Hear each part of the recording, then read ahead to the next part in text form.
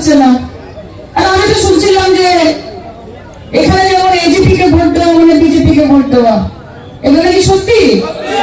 AGP কে vote দেওয়া মানে BJP কে vote দেওয়া। আর শুনলাম কংগ্রেস নাকি 2021-এ এই সিটটা এআইডিএফ কে লিখে দিয়েছিল। তাহলে এখন আবার কি করতেছ? এই ইলেকশনে আগে উড়ে উড়ে আসা আর জুড়ে জুড়ে বসা আর করোনা পেয়ারে হ্যাঁ কি মায়ের খুব আসছে। আর ইলেকশনের পরে মা কাজ মিটে গেলে তখন কোথা কোথা খুঁজেছি তোমার তুমি জানো না। এইগুলোকে ভোট দেওয়া লাগে না। পরিবর্তন চান কি চান না বলেন তো? পরিবর্তন যেটা খেলা তো হবে, খেলা তো শুরু হয়ে গেছে। আর যতই লাগো কলকাঠি সোনালি আবার হওয়াই চটি, যতই লাগো কলকাঠি আসামে ঢুকে গেছে হওয়াই চটি। এবারে হওয়াই চটি দিল্লির সুট বুট পরা বাবুদের নাক ধরে কামলা দিয়ে টেনে আনতে পারে, কারণ তার নাম মমতা ব্যানার্জি। তাহলে পরিবর্তন যদি দরকার হয় তাহলে লিডারকে তো চুজ করতে হবে, লিডারকে তো চুজ করতে হবে। আর যারা সকালে কুস্তি করে এই কংগ্রেস আর বিজেপি, সকালে কুস্তি দুপুরে বস্তি আর রাতে মস্তি, নাকি না? দুপুরবেলা কুস্তি ক্যামেরার সামনে, দুপুরবেলা একসাথে এক পাতে দোস্তি, আর রাত্রে ছেড়ে দিলাম মস্তি তো মস্তি চলছে। বিশ্বাস করবেন না, খেলা হবে, খেলতে হবে, মরতে হবে, চোখের চোখ রেখে লড়াই করতে হবে, কাঁধে কাঁধ মিলিয়ে লড়াই করতে হবে, পায়ে পা মিলিয়ে লড়াই করতে হবে। মমতাদিকে এখানে আনতে হবে, তৃণমূল কংগ্রেসকে আনতে হবে। যদি উন্নয়ন দরকার হয় তাহলে তৃণমূল কংগ্রেসকে আনতে হবে। মা বোনেদের প্রত্যেকের অ্যাকাউন্টে 1,500 টাকা 1,700 টাকা মাসে লক্ষ্মীর ভান্ডার যদি পেতে হয় তাহলে মা বোনেদেরকে তৃণমূল কংগ্রেস চিহ্নে ভোট দিতে হবে। যদি মনে হয় যে আমার পাড়া আমার বাড়ির পাশে কোন মানুষ কয়েক লাখ টাকার জন্য চিকিৎসা করতে পারছে না, মারা যাচ্ছে, কষ্ট পাচ্ছে, তাহলে স্বাস্থ্য সাথীর মতো প্রকল্প যেখানে 5 লাখ টাকা মমতা ব্যানার্জি প্রত্যেকের চিকিৎসার জন্য দেয়, সেই স্বাস্থ্য সাথী প্রকল্প পেতে গেলে তৃণমূল কংগ্রেসকে ভোট করতে হবে। যদি মনে হয় যে ছোট ছোট বোনেরা আমার এখানে বসে আছে, তারা মাথা উঁচু করে পড়াশোনা করবে, তারা জীবনে বড় হবে, তাদেরকে কন্যাশ্রী প্রকল্প মতো জিনিস দেওয়ার জন্য তৃণমূল কংগ্রেসকে ভোট দিতে হবে। যাদের বিয়ের বয়স হয়ে গেছে এককালীন 25,000 টাকা রূপশ্রীর টাকা দেওয়ার জন্য জয়পুরে ভোট দিতে হবে। মমতা ব্যানার্জি যথেষ্ট চাকরি দিয়েছে, কিন্তু যাদের দিতে পারেনি তাদেরকে মাসে মাসে 1,500 টাকা করে যুব সাথী দিচ্ছে। যে কেন? যে আমার ছোট ভাইটা যদি মনে করে যে আমাকে 1,000 টাকা দিয়ে একটা ওয়ার্কশপ করতে হবে, একটা ক্লাস করতে হবে, একটা এন্ট্রান্স পরীক্ষা দিতে হবে, সেই 1,000 টাকা 1,000 টাকার ব্যবস্থাও করে দিয়েছে মমতা ব্যানার্জি। কাজে তোমাদেরও যদি যুবসাথী লাগে তাহলে তৃণমূল কংগ্রেসে ভোট দিতে হবে। আমি আপনাদের সবাইকে একটাই কথা বলতে চাই, আমরা এখানে ধর্ম বর্ণ জাত পাত এসব নিয়ে কথা বলতে আসিনি। আমি পশ্চিমবঙ্গের মেয়ে, আমি বাঙালি হিন্দু ঘরের মেয়ে, আমার বাবা মা কালীকে ভোগ না দিয়ে নিজে খাওয়ার খান না। আমাকে বিজেপি শেখাবে যে আমি কত হিন্দু, আমাকে বিজেপি সেটা বলে দেবে।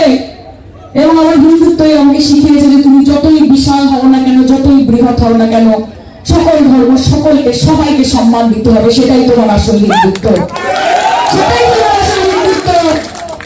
মিয়াকে মারবো, মিয়াকে ঠেঙাবো, মিয়াকে খেলাবো বললে সেটা হিন্দুত্বের পরিচয় নয়, কারণ হিন্দুত্ব বিশাল, হিন্দুত্ব অল ইনক্লুসিভ, সকলকে নিয়ে সঙ্গে চলে। এবং আমি বাংলার মেয়ে, আমি মমতা ব্যানার্জির দূত।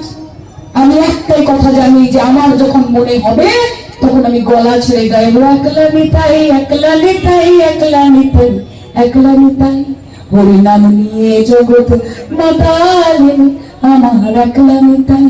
আর আমার যখন মন চাইবে, আমার যখন ইচ্ছা হবে, তখন আমি দুগলি গেয়ে দেবো, মন খুলে গাইবো, প্রাণ খুলে গাইবো, হলে যে পাল তুলে দে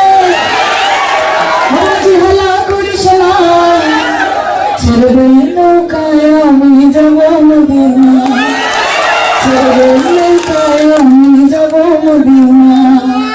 দুনিয়ায় নবী এলো মা মিনার ঘরে, কাঁদিলে রানী খাসিলের মুক্তা ঝরে।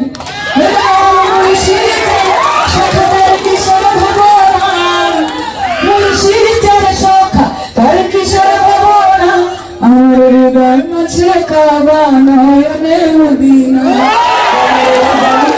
কাবা নয়নে মদিনা। তুমি আমাকে আটকাবে, তুমি আমাকে আটকাবে बीजेपी ऐसा ही यार करवे कि आपके साथ हाथ मिलाए तो सलाखों पर, और आपके सामने सर ना झुकाए तो सलाखों पर। তুমি শেখাবে ऐसा ही यार করে কোটি কোটি মানুষকে তুমি বাদ দেবে। তুমি ধর্তা কর্তা বিধাতা, তুমি হিন্দু ধর্মের ধারক বাহক। তুমি ঠিক করবে কে ভারতে থাকবে কে ভারতে থাকবে না। এত ক্ষমতা স্বয়ং ঈশ্বর আল্লাহ তোমাকে দেয়নি। এই ক্ষমতার পতন একদিন হবে, মাথায় রাখবেন। পিপীলিকার পাখা ওঠে মরিবার তলে, পিপীলিকার পাখা ওঠে মরিবার তলে। আর এবার বিজেপি চলে যাবে জলে। 2021 এসে বলেছিল বাংলায় কি হবে কি বার 200 পার, হবে কি বার 200 পার। মমতা ব্যানার্জি পগার পার করে ছেড়েছে। और इस बार इस मंच से आपको कह के जाते हैं कि 2026 के चुनाव में बीजेपी को सिर्फ पगार पार नहीं, यमुना पार बजेगी तृणमूल कांग्रेस। যদি চান দেশের গণতন্ত্র বেঁচে থাক, যদি চান যে মানুষ ভালো থাক, যদি চান যে ধর্মের জাতের বর্ণের ভেদাভেদের ঊর্ধ্বে গিয়ে উন্নয়ন নিয়ে মানুষ কথা বলুক, শান্তি সম্প্রীতি বজায় থাক, তাহলে তৃণমূল কংগ্রেসকে ভোট দিন, মমতাদির পাশে থাকুন। আমি আবার আপনাদের এক কথা বলছি যে আমরা বাংলায় খুব ভালো আছি। মমতাদি আবার চতুর্থবার মুখ্যমন্ত্রী হবে, বাংলার মানুষ সেটা ঠিক করবে। কিন্তু আমরা চাই যে আসাম আমাদের সাথে থাকুক, কারণ আমরা আসামকে ভালোবাসি, আমরা বরাককে ভালোবাসি। মমতাদি বলেছেন যে আমি আসামকে, আমি বরাককে, আমি ত্রিপুরাকে এতটাই ভালোবাসি যে আমার পাতে যদি একটা রুটি থাকে আর যদি তাদের খিদে পায়, আমি অর্ধেক রুটি যেরকম বাংলাকে দেবো, বাকি অর্ধেক রুটি বরাককে দিয়ে দেবো। আপনারা যান না কলকাতায় যখন চিকিৎসার দরকার হয়, হ্যাঁ কি না? আপনারা যান না কলকাতায় যখন চাকরির দরকার হয়? এখান থেকে বিয়ে করে কলকাতায় পশ্চিমবঙ্গে আমার বোনেরা যায় না?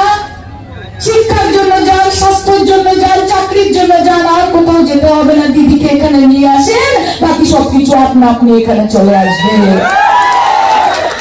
আর আপনারা যদি সাজান ভাইকে জিতিয়ে দেন, তাহলে আমিও সুযোগ পাবো একটু আসার মাঝে মাঝে, আমিও একটু সুযোগ পাবো, আপনাদের সঙ্গে দেখা হবে, দুটো মনের কথা হবে, আপনাদের সুখ দুঃখ গুলো আমরা ভাগ করে নিতে পারবো। পরিবর্তন কে না চায়? আরে এজিপি বিজেপি ভাই ভাই এ তো সবকো পাতা है ভাই। আমি এদের মায়ের কাছে মাসির গল্প কি করবো?